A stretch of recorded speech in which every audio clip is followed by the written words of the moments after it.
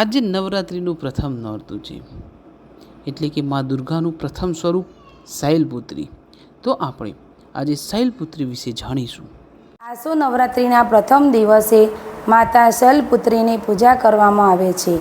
મા શૈલપુત્રીનું નામ સંસ્કૃત શબ્દ શૈલ પરથી આવ્યું છે, જેનો અર્થ થાય છે પર્વત, અને પુત્રીનો અર્થ થાય છે પર્વતરાજની પુત્રી શૈલપુત્રી કહેવાય છે.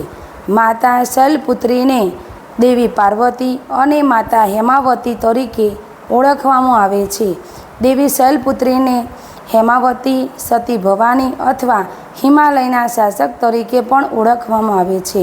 ચપટી ભરી ચોખા અને ઘીનો છે દીવડો, શ્રીફળની જોડ લઈને રે, એ હાલો હાલો પાવાગઢ જઈએ રે.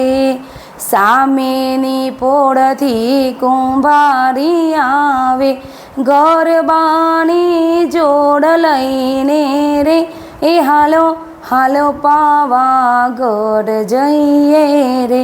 જય માતાજી.